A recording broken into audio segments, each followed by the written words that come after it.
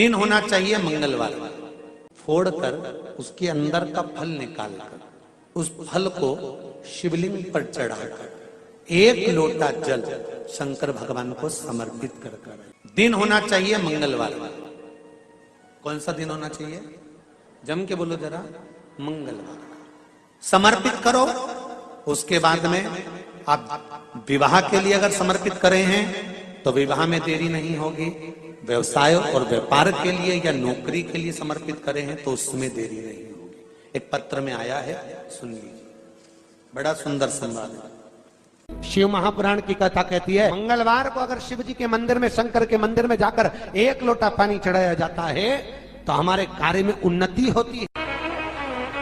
हाथ में जल का पात्र हो, शंकर के मंदिर में जब तुम जा रहे हो, शिव के पास जब पहुंचो, जल से हाथ, जो लोटा जब जल का तुम बाबा को समर्पित कर रहे हो, जल चढ़ा रहे हो, उस समय पर बाबा से जरूर कहो, बाबा बहुत दिन हो गए, बहुत दुखी हूं, ए मेरे शंकर, मेरे कुबेरेश्वर महादेव, मेरे महाकाल राजा, मेरे इस हाथ को अब तुम पकड़ लो बाबा, बहुत दुखी हूं, अब तुम थाम लो बाबा।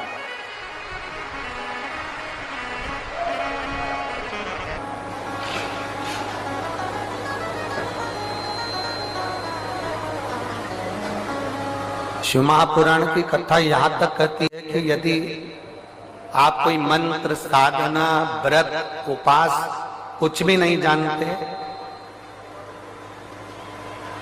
तो बेलपत्री के वृक्ष के नीचे 1 लोटा जल चढ़ाओ, प्रदोष की प्रदोष, 1 घी का दीप लगाओ और बेलपत्र के वृक्ष के नीचे की मिट्टी का ही तिलक लगाओ।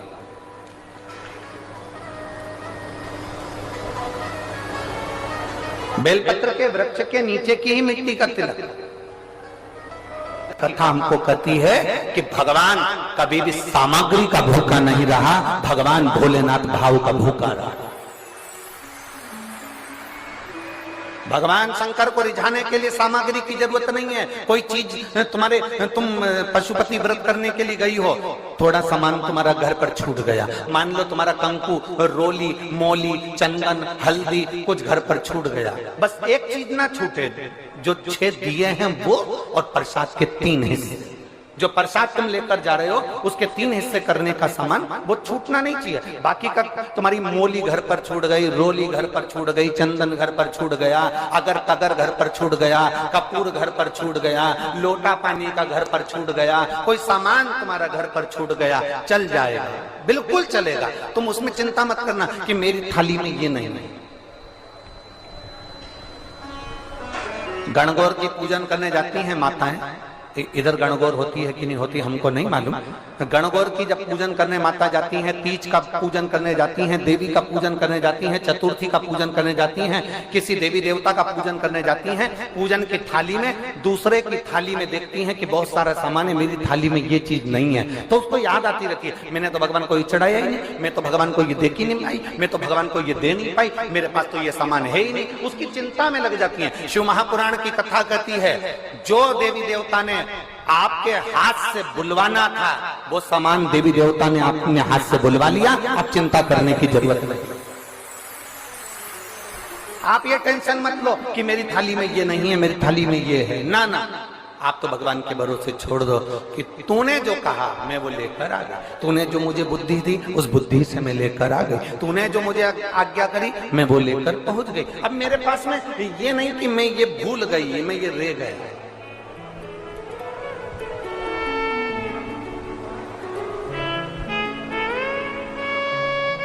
महाराज,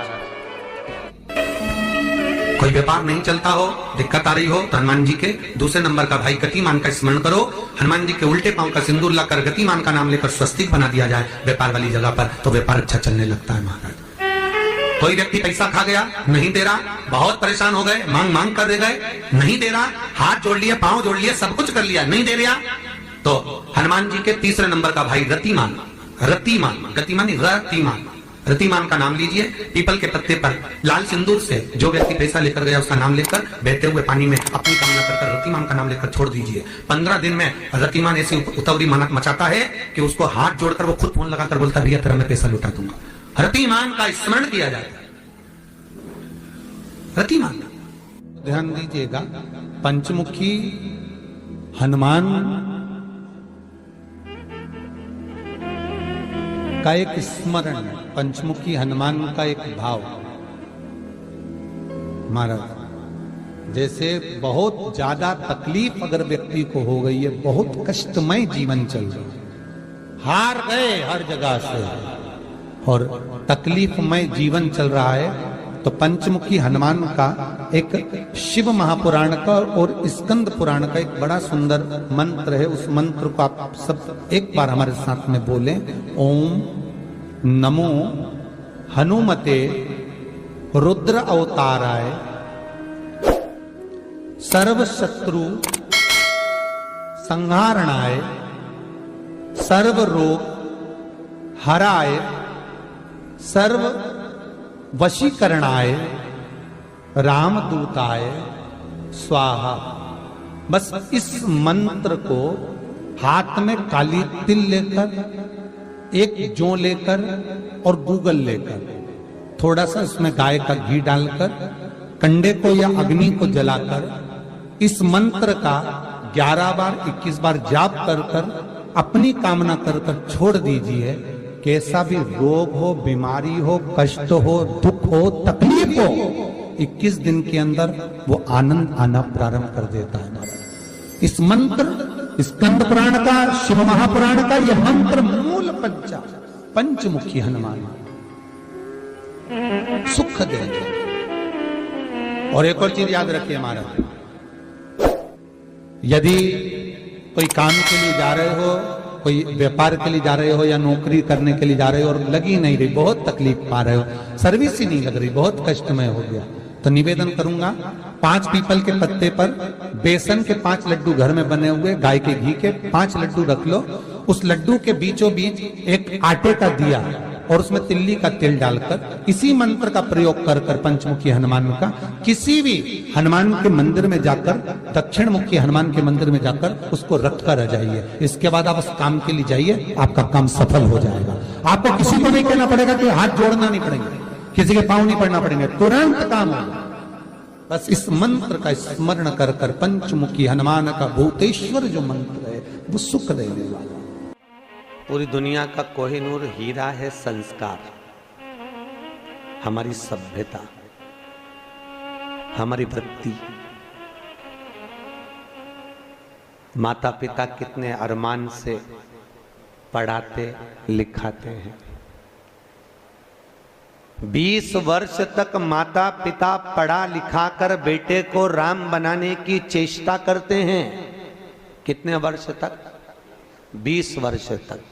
और 20 दिन की कुसंगति बेटे को रावण बना देती है। वो 20 वर्ष पर पानी फिर गया।